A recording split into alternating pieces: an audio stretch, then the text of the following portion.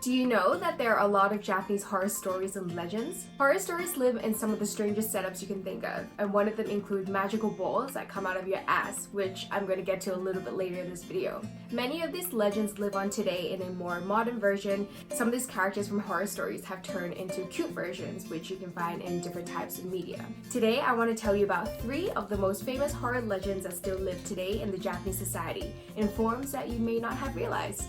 Okay, you might have heard the word yokai. The word yokai is roughly translated to spirits or demons in Japanese, and they have been appearing in Japanese horror stories and folktales for a long time. A little different from Japanese folktales, which focus on teaching moral lessons, horror stories are more descriptive and create a sense of mystery and to scare you a little. If you haven't watched a Japanese folktales video from last week, you can check it out over here. The first Japanese horror story I want to introduce to you is Yamamba. Originally, Yamamba is a woman that can transform her appearance freely, and she typically is depicted as an old and demonic woman who lures in young men so she can eat them. A Yamamba is an erotic version of the female body. They lure in male travelers with their beauty, hospitality, and traditional Japanese female traits. Once they have lured in the young men, they show their hideous appearance in the form of something between a demon and a witch. The Yamamba is introduced in Izumi Kyoka's The Holy Man of Mount Koya, written in 1900s. In this story, a traveling monk finds his way up a mountain where he arrives at a house isolated from the central village. There lives a disabled young man and his caretaker, which happens to be a very beautiful young woman. The monk spends his time at the house getting to know the young woman, and he lusts for her, and she invitingly shows him her body. Eventually, he realizes that something isn't right when an unusual amount of animals regularly come near the woman, like horses, monkeys, and other creatures that wouldn't typically coexist. Somehow they all live within the woods that surround the house. They all want the attention of the young women, and by the end of the story, you can tell that these animals are male travelers similar to the young monk. They found the isolated house on the mountain and were captivated by the young women. So basically, this Yamamba uses her supernatural powers to transform them into animals and kidnapping them. This is a classic Japanese horror story of an evil witch, and the influence of the Yamamba was a big hit in postmodern Japan. With this hit, the style of ganguro started in 1990s when young people turned this horror legend into a subculture within Japan. With bold clothing and shocking makeup, the ganguro was recognized with their dark skin tones and contrasting bright colors found in their hair and high feature of their faces.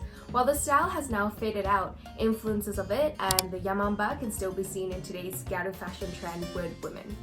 The second Japanese horror story that I want to introduce to you is Yukionna, which is translated into Snow Woman. This is one of the most well-known Japanese horror legends. Yukionna has skin as cold as ice and she's as pale as the snow. She harnesses the power of the snow to freeze the travelers who cross her path.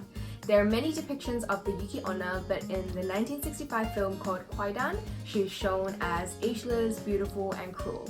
Bringing a blizzard wherever she goes, she often targets men by freezing them with her icy cold breath, and in the film, she's shown to be married and have children, humanizing her until her reveal at the end of the film.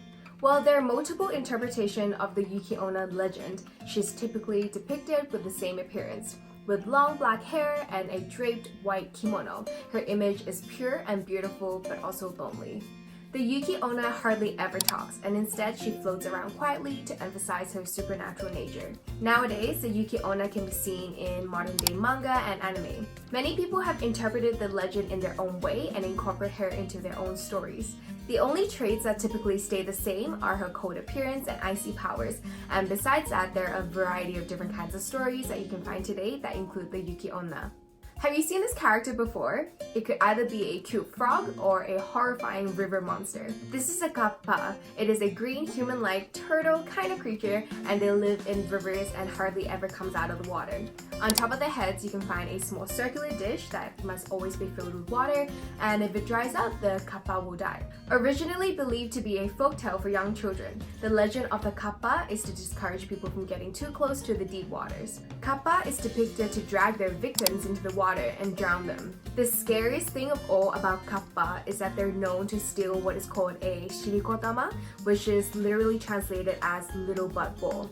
If a Kappa manages to take out your shirokodama, you will die. Offerings were given to the Kappa to keep them happy. People gave them cucumbers because that's the Kappa's favorite.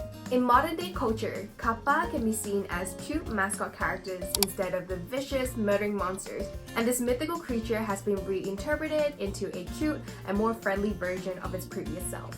If you want to find out more about these horror stories, make sure to check out the link that I'll put in the description box down below. These are just some of the large amount of horror legends and characters you can find in the Japanese culture. Nowadays, even though their forms have changed to become less terrifying versions of their previous selves, these horror legends will continue to have a strong influence on Japanese storytelling. Besides these 3 Japanese horror legends, do you know any others? Or have you seen any of them in anime or manga? Let us know in the comment section down below. If you want to find out more about Japanese culture and Japan in general, make sure to subscribe and press the bell notification. Thank you so much for watching, and I'll see you next week.